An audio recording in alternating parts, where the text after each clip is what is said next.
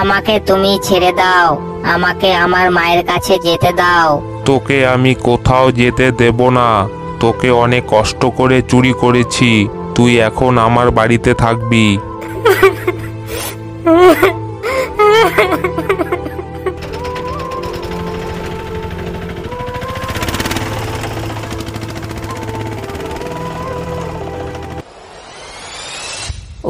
আজকে যা গরম পড়েছে আর সহ্য করা যাচ্ছে না।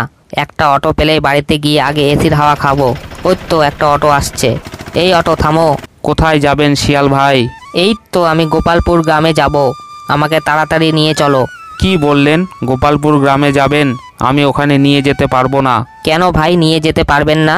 আরে মশাই, ওই গ্রামে এক রাক্ষসী গাছ হামলা করেছে, গ্রামের সকলকে আটকে রেখেছে। যে ওই গ্রামে ঢুকছে তাকে বন্দি করে ফেলছে। এ কি কথা বলছো তুমি? কে ওই রাক্ষসী গাছ, আর কোথা থেকে আসলো? আমি ওসব কিছু জানি না, আমি ওখানে যাব না। আমি এখন এখান থেকে পালাই। কি বললো? রাক্ষসী গাছ আর সবাইকে বন্দি করে রেখেছে? না, একবার গিয়ে দেখি তো।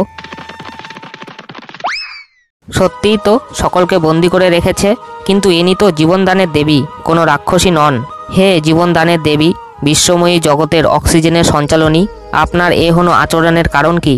কেন আপনি আমাদের ওপর রেগে আছেন? আমি আজকে এই গোটা গ্রামকে ধ্বংস করে দেব।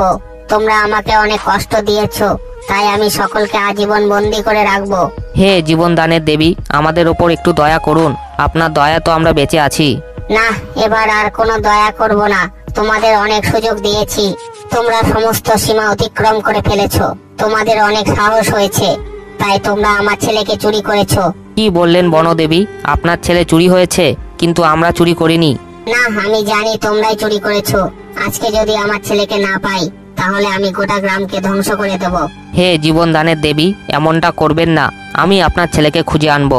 কি বললে খুঁজে আনবে? ঠিক আছে, কাল সকাল পর্যন্ত আমি সময় দিলাম, কিন্তু ততক্ষণ পর্যন্ত সবাই আমার কাছে বন্দি থাকবে। আমাকে একটি সুযোগ দেওয়ার জন্য আপনাকে অসংখ্য ধন্যবাদ। আমি কাল সকালে আপনার ছেলেকে নিয়ে আসব। এখন আমি আসি। কে চুরি করলো বনদেবীর বাচ্চা গাছটিকে?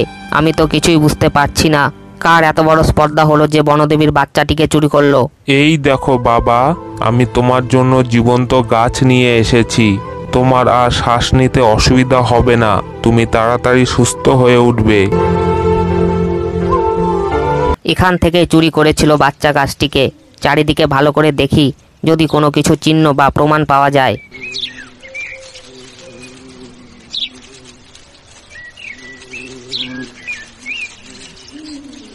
ওখানে ওটা কি পড়ে আছে? এটা তো একটা অক্সিজেনের সিলিন্ডার। এবার আমি সমস্ত ঘটনাটা বুঝতে পেরেছি, কে বাচ্চা গাছটিকে চুরি করেছে।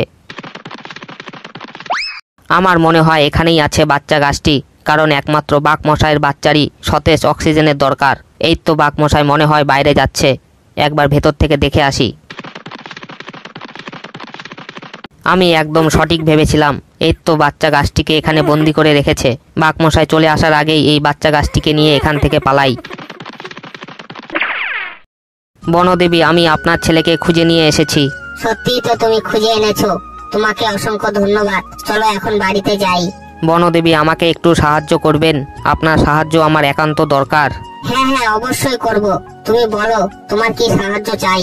না মানে ওই যে বাঘ মশাই যে আপনার ছেলেকে আটকে রেখেছিল, তাকে সাহায্য করতে হবে। না, আমি করব না, কারণ আমার বাচ্চাকে সে চুরি করেছিল। বনদেবী, বাঘ মশাইয়ের ছেলে অসুস্থ, ভালো করে শ্বাস নিতে পারে না।